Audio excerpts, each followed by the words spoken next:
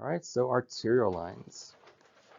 So with arterial lines, we'll talk about the reasons for an arterial line, what can happen with an arterial line that's in for too long, or if someone wasn't monitoring it, and ideal locations for an arterial line. We'll talk about the cardiac cycle, so you get familiar again, like we talked with valves and CHF, the cardiac cycle and what is all happening when you are ejecting blood into the aorta, because you are receiving that blood amplified by your radial artery, your dorsalis pedis artery, your axillary artery, your brachial artery, your aorta even in some cases. We want to see what this waveform looks like so we can understand what's going on that waveform and say, oh, this might be happening. They might be developing some aortic regurg, or they might be developing a lot of vasoconstriction, for instance. Right? And then we're talking about some troubleshooting techniques and what the waveforms mean, right? So there's like pulsus alternans, there's parvus et tardus, right? So it can tell you if you have aortic stenosis over here, you can tell if you have aortic regurg. There's all kinds of things that tell you that it is you can glean a lot of information from the A line, right? You can even get, and then also we have to make sure when we're troubleshooting it that we have a good adequate waveform, right? Because sometimes if it's super dampened, it might not be as accurate as if it were optimized, okay? And then of course, if you turn the stopcock the wrong direction, this might be what you look like, right? So you got to make sure that you got nice flow and that it's not going to be spurting everywhere. All right, so indications and contraindications. So in green, we got our indications, reasons why you want it, and contraindications, reason why you can't place one. All right. So in green, what are some reasons why you want a arterial line? You want continuous blood pressure monitoring. Second to second, you get an arterial tracing, right? Like we talked about ACLS, and how would you know if your patient's coding when you take a blood pressure cuff and it's like 100/40, and the next BP cuff 15 minutes later is X over X, and next 15 minutes later it's also X over X. It's like, well, do they have a pulse? Like, what's their blood pressure? I don't know what it is, right? So having a arterial line can give you that second to second information. Okay, it's the gold standard for BP monitoring. So if someone is on vasopressors, you should be on something that can measure the blood pressure adequately, right, or the best. So what else? It also lets you, closely titrate medications, and because when you do an NIBP cuff, it can, falsely elevate the next pressure if you're doing it two stacked on top of each other, right? And the same thing is, the other piece is that NIBPs are not accurate when they're low, and they're not accurate when they're high. The manufacturers admit this. Like there's no way for them to be accurate when they're too low, your blood pressure is too low, and there's no way when it's too high. So a line is ideal in both those situations, right? If someone has cardiac arrest or they're about to, especially if they're post-cardiac arrest, we want an A line so we can detect if they're going to lose a pulse again, right? And when you're doing cardiac arrest, you can tell that you are doing adequate compressions when you have a diastolic blood pressure that's around 20, right? That can tell you that you're doing good compressions. And then hemodynamics, like we mentioned, we have different hemodynamics you can get off of this. We can get a measurement of, we can get continuous cardiac outputs out of our monitor. We have in our garage, we can get a continuous SVR, continuous cardiac output. We can get a lot of good information off our A line. If not, just to tell if someone is fluid responsive or not, right? There's pulse pressure variance you can gather from it as well, right? And so pulse pressure variance, another measurement we can grab from our A line, from our monitors. And then ABG sampling, right? If you're drawing blood like 3 times a day, you're doing ABGs every 2 to 4 hours, this is a time to probably get an ABG in place, especially when they're for clamp down. They probably are not a great candidate anyway for ABGs because they're hunting. It takes 3 to 4 respiratory therapists to even find the ABG. So getting a arterial line, it can be beneficial in that situation, all right? A really sick patient, not like a DK patient that might, does have Q4-hour labs, but that patient we could get the venous draws from. But if someone who's getting frequent ABGs, frequent blood draws, would need to have an arterial line. Okay, and specific therapies you need to be comparing to the A line, so to make sure that post PCI, sometimes if they're really sick, they'll keep that arterial sheath in place, and you can transduce that sheath, right? Where's that sheath that went around? You can see there's a little sidearm on it. There's the actual sheath, and there's the sidearm on it that you can transduce. And anytime you get a patient from cath lab and they have that in there, you want to transduce it. And why is that? Not just for convenience, so you can get an arterial pressure and it's easy to recover them. But what's another good reason?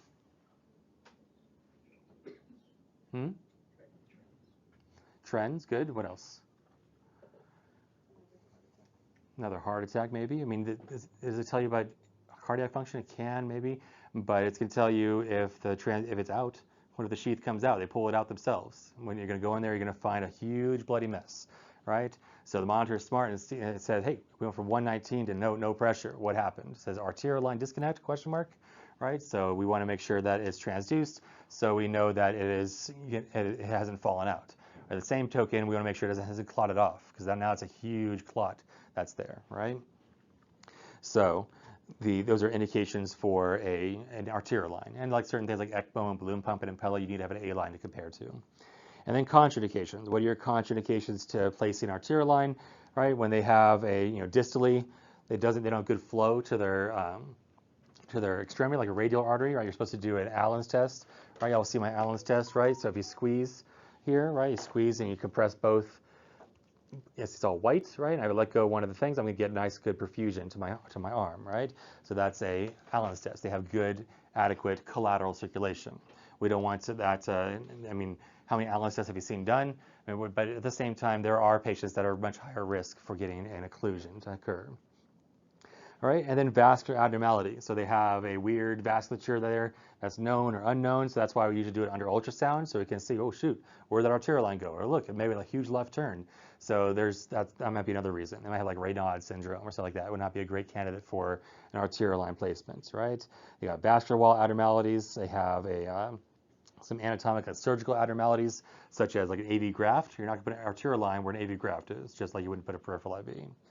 Right? And then again, Raynaud's, they got peripheral vasospasm, they got clots in that arm. That's probably not a great place to put arterial lines, right?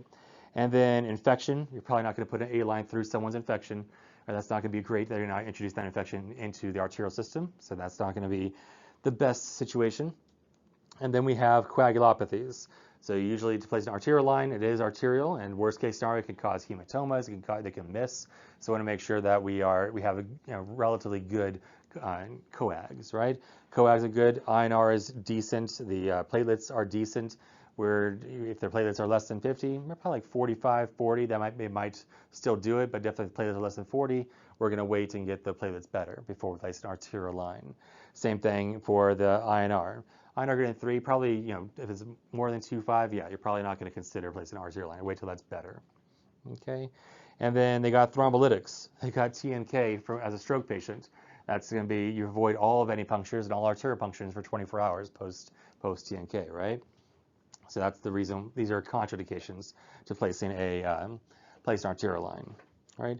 As we mentioned, there is a squeeze. There's a arterial line can tell you stuff about volume status. So as you inspire with a vent, right, it's going to push all the blood that's in the pulmonary arteries. It's going to push it into the LA and help improve cardiac output a little bit, right? So that's something we can see when we talk about what's called pulse pressure variance.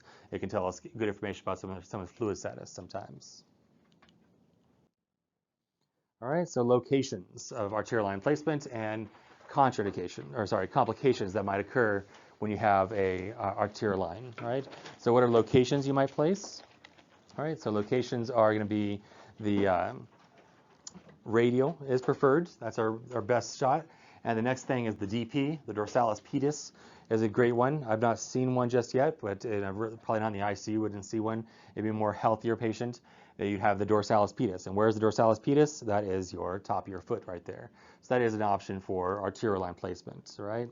And so first prize, radial, second prize, dorsalis pedis, and third is femoral, right? Femoral is a good site to get a good, reliable arterial tracing. After that, we can choose axillary. I've seen that probably a handful of times.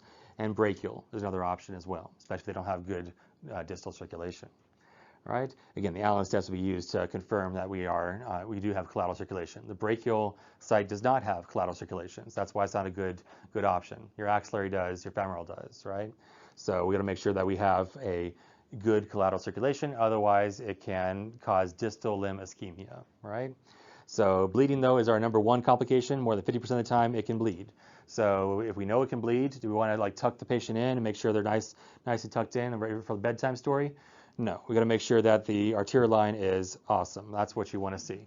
You want to see that the arterial line exposed at all times. Same thing with a groin axis. Just that little piece needs to be seen, right? So we can make sure that has not been pulled out. All right, keep all arterial axes visible at all times, basically. Okay. Also, the connections can get loosened. So if you play with these guys right here, you can loosen them pretty easily. So you want to make sure these things are tight. So you'll see some more seasoned nurses where it's happened to them. You'll see that they're tightening all their connections when they get out of the package right here. So you can see that can fall off real easy, right? One hand, left-handed, right?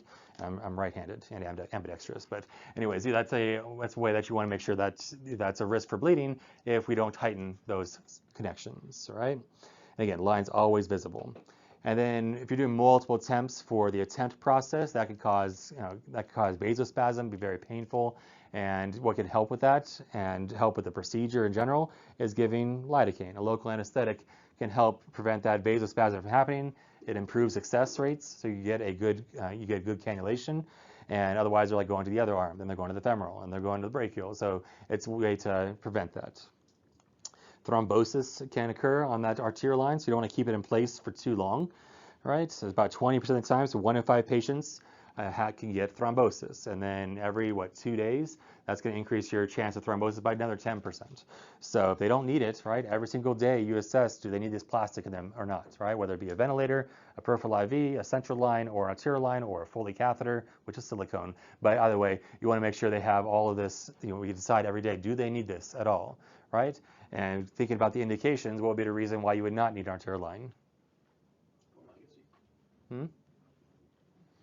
What's the reason why you would not need an arterial line?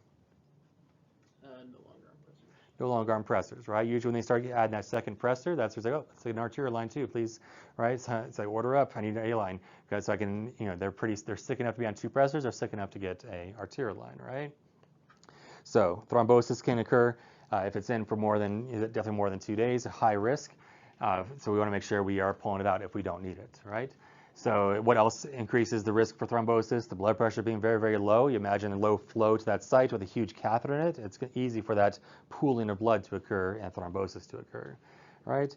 18 gauge is a lot bigger than 20 gauge. So that's going to be a higher risk of thrombosis.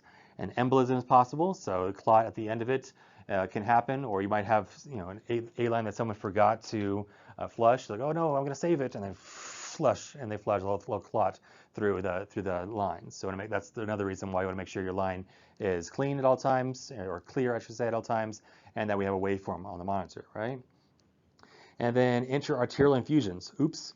Right, so we had a traveler, my friend from Bakersfield, he said we had a traveler who said, hey, I got the pressures going to the arterial line, I'll go to lunch right now. So, excuse me? Right, so yeah, please do not infuse medications via an arterial line.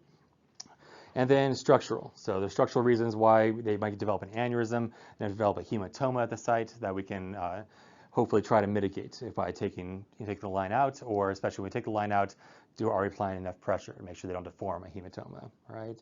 And then infection. It's much less common than a venous line because arterial line is going by a little faster than a venous line. There's less opportunity for bacteria to hang out, but it's still a sterile technique of insertion. It's still a sterile dressing change, still a biopatch, still a chlorhexidine impregnated sponge. So we're not going to volunteer any med reps. That's right, what I'm saying, right? They want to volunteer any extra money here.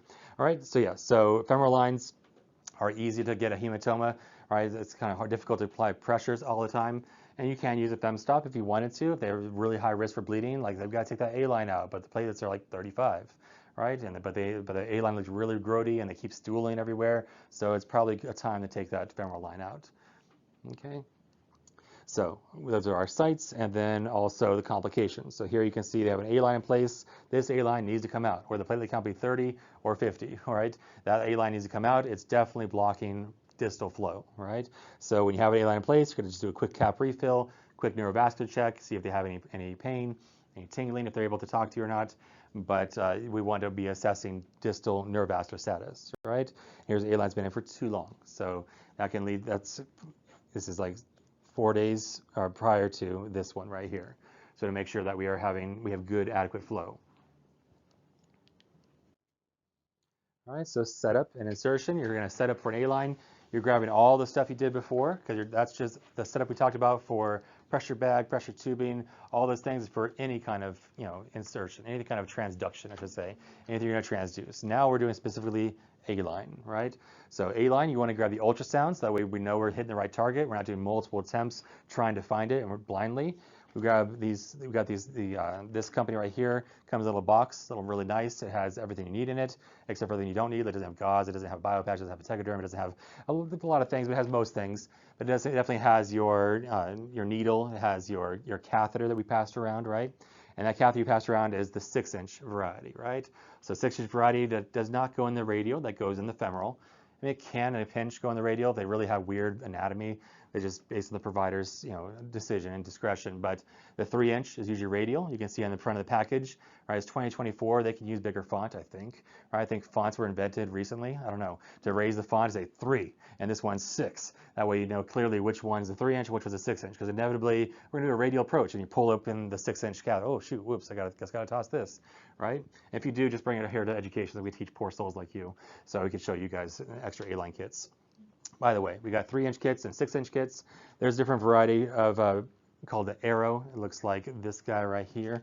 It's like an all-in-one device, like your peripheral IVs you're used to. They have the little insertion with the catheter over it, and then you press the button, and then the needle retracts. Right? It's the same kind of idea. And then we got the dressing. We got a biopatch and a tegaderm. You probably need some gauze on there as well. They can be bleeding, oozy, especially if they have a low platelet count or elevated INR. And then we need all the things we talked about before, right? Our transducer, tubing, pressure cable, bag, right? Our monitor setup. And of course, we can zero or level. Which one is it? Can we do without the patient hooked up? You can zero before the whole process. That way you're ready to go. Once it's in place, once they've inserted it, everything's been done, then they inserted it, you can then just hook up. Is it wet to wet, dry to wet, wet to dry? What is it? Wet to wet. All right. So that is our arterial line setup and all the pieces of A-lines. All right, so arterial lines in the cardiac cycle. So how does it relate to everything we've been kind of talking about, the valves and CHF and such? So we mentioned in valves that this top line here is the arterial line tracing, AP being arterial pressure from our A line. Right, so we transduce an aorta, we transduce a radial artery, a DP, a axillary brachial. We're going to get our arterial line tracing, right? And we can tell what's going on with the heart based on the shape of this waveform, right? So this slide is all about systole. The next slide is all about diastole, right? So systole starts with the onset of our QRS, right? So yes, there is 2 systoles, ventricular and atrial, but we'll talk when we say systole or diastole, we're talking about the ventricles, right? So ventricular systole starts with the QRS, right? Because electrical activity precedes what? Precedes our mechanical activity. So we're going to see electrical activity here, and then we're going to see contraction. And this little phase right here, phase number 2, right? That's isovolumetric contraction. That's actually that uses about 70–80% of myocardial oxygen. Just that little tiny half millisecond. That's where all of your oxygen is being used, where you're actively contracting the ventricles and trying to squeeze out blood past the previous what? The previous diastolic blood pressure, right? That's your diastolic blood pressure over here. And of course, it'll be over here as well, right? But we are trying to squeeze past that diastolic blood pressure, which is also known as what? Preload, afterload, or contractility? Afterload, right? We're trying to overcome that afterload. So you're squeezing, squeezing, squeezing, squeezing, and we are going to eventually open up and going to spurt out the blood into the aorta, right? So we have this isovolumetric contraction, myocardium is contracting, pressure builds up, builds up, builds up. First, what happened as it's building up, the pressure changes are going to cause some valves to close and some valves to open. And we want what valves to be closed as you hear the oncoming systole occurring. The systole train's coming, you hear all the gears and troponins and tropomyosis displacing actin and Z bridges getting closer, and you're like, oh, here it comes, here it comes. You want to make sure you're closing certain doors and opening other ones, right? So which doors should be closing? AV valves, atrioventricular valves. We want to make sure the valves between the atrial ventricles are done, right? We're all done with you now. Now we are going to start opening the semilunar valves, right? So we're ready for these valves to open up so we can pump the blood into the pulmonary circuit or the systemic circuit, right? So you have closure of those AV valves, and that's your first heart sound. That's the onset of systole is S1, right? And that closure, when we talk about the CVP coming up, that closure of those valves actually creates a little waveform when we look at our CVP. So we'll talk about CVP right here, CVP. It's actually the same waveform as wedge, which is cool. So we'll talk about that when we talk about CVP in our next section, but just so you can see that that closure does create a little bit of impulse that we can measure on our CVP tracing. On our A-line tracing, no, because it's on the other side of the story, right? Our A-line is out here in the periphery somewhere. It could be right there in the aorta, but like with a balloon pump, for instance, or an impella, but usually it's going to be like in the radial artery or the femoral artery. So we're on the other side of the valves. We can't really appreciate the S1 or the closure of those AV valves. But what we can appreciate is the opening. Should that make a noise? From valves, does opening of a valve make noise? No, it's the closure of the valves that makes noise, right? But all of that valve opens, and it opens over the afterload that was there, and then that blood's going to rush into the aorta really, really fast, right? It's going to be a super fast upstroke there, right? And you're going to be able to appreciate that in the arterial line. If it's very, very difficult to get the blood out of the aorta, or into the aorta, I should say, through the aortic valve, then that slope could be a little bit on the slower side, right? You could have some aortic stenosis, let's say, or a really, really bad CHF and a heart that's not great, right? So we can tell how good someone's heart is, and if they have like an aortic stenosis, for instance, based on that slope of that line, right, of that initial upstroke right there. And again, we talked about before, why does that, why would that, what ends this process? Why does systole end? It's because diastole is beginning, of course. What are we talking about, right? But why does systole stop? Why say, oh, that's enough squeeze for today. Let's move on to the next cycle. Yeah, the action potential went through the EKG here, right? It depolarized the ventricles, and then the next step is repolarization with our T wave. And what follows electrical activity is mechanical activity, where we have relaxation, right? But again, this blood is being ejected into the aorta. That aorta will stretch, right? And that stretch and that compliance is important, because if it's not compliant, is not able to stretch, that's going to definitely raise my systolic blood pressure, right? I have really old arteries, really calcified arteries. That's going to make it very, very difficult to push blood into this space. This space is supposed to allow for a lot of blood volume, and then while the heart is while the heart's closed, while it stops delivering blood, now we can actually squeeze all the blood in the coronaries and into the periphery, right? So all this stroke volume, as we know, stroke volume is dependent and will be increased if I have increased contractility. It will be increased if I have decreased afterload. And it'll be increased if I have increased volume up to a certain point. As we know, as you stretch is great. It's because it's going to stretch and rebound, right, and squeeze. But if you overstretch it, it's going to be like you pulled a muscle, and it's not going to be able to be as effective, right?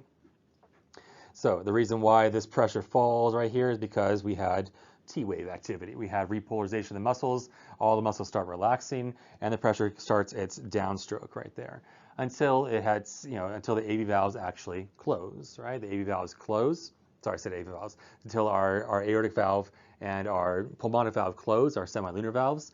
As they close, then that's going to be the onset of diastole. As they close, it makes a sound, right? That's S2. So S2 is the closure of our closure of our semilunar valves, our aortic valve and pulmonic valve. And now with the pressure changes, there's a time where both valves technically are closed at the same time, but eventually those pressure changes, they know to work and open or close based on these pressure changes. And with this falling systolic pressure, this falling pressure in the heart, right, as it's relaxing, now the semilunar valves close, and then eventually the AV valves open. And now we are starting to fill the heart with blood, right? And on the other flip side, what's happening over there on the other side with our arterial tracing up top here, right? So arterial tracing, why is it all the way up there? Because we are going to be squeezing, the other 2/3 of that stroke volume is going to be squeezing into the periphery. If that periphery is very, very, very vasoconstricted, it's going to be taking a lot longer than if that periphery is very, very, very vasodilated, right? If it's super vasodilated, it's going to be super easy to just go right. There's probably all the stroke volume just went to that periphery when you had that initial systolic push, right? But if it's really, really vasoconstricted, you're going to see that much broader waveform, for instance. Okay, so that's our systolic piece, right? So our heart contracts, and it's going to push the stroke volume out in the aorta, and eventually it's going to relax because of the T wave is there. It repolarizes, all the muscle relaxes, the valves switch place, right? The semilunar valves close, AV valves now open, and now we're up to where we are before. So we're going to fill up, and what's A stand for? little atrial kick, little kick into that ventricle, right? And then that's the end of diastole, and we're back to systole again, right? And we'll talk about the CVP waveform, what is the different pieces. All right, so that's our systolic piece, and that's 1/3 of the cardiac cycle, right? The other 2/3 is diastole, right? So in diastole here, so diastole starts with the closure of what? Closure of the semilunar valves, right? So the semilunar valves are closed. They close just, as the aortic valve, as the AV valves are about to open next, right? So they close. That creates a sound. We don't get a sound with the AV valves open, and that's going to then now be the onset of diastole as the heart is filling with blood, right? It's filling with blood because the AV valves that are held by these chordae tendineae, or they are held by the chordae tendineae, but that's, the purpose is more for systole. But here they've relaxed, and now all this blood is now falling naturally into the left ventricle and right ventricle at the same time, right? It's just falling and filling up and filling up, filling up, filling up, filling up until we hit the little atrial kick at the very, very end, right? So AV valves open, right? We have this isovolumetric relaxation technically where there's everything's closed and then everything switches places. And then we have the falling of blood into these ventricles, right? And if the ventricles are super, super wide and are like a hollow cavern, like with echo, it's going to echo into that cavern, right? As that sloshes in there and it hits this really, really dilated cavity, it's going to hit it and you're going to hear that appreciation. You're going to hear that S3 slosh, right? If it's really hypertrophied, you're going to be like this, right? So the S4 is that little atrial kick at the end right there. So you're just filling, and then bam, it's going to try to kick blood into an already full chamber, and you're going to get hit with an S4, right? Right before the onset of systole or S1, right? So the atrial kick, that occurs because of the what electroactivity? Creates an atrial kick. It's going to be this little P wave, right? So that P wave precedes our electrical activity, our mechanical activity, right? So we have that little P wave, the atrial depolarization, and then now that is our little kick, about 10 to 20% of our cardiac output, right? The other 80 to 90% is just falls in naturally. If it falls into a massive cavern, what noise does it make? It's going to fall right in that cavern.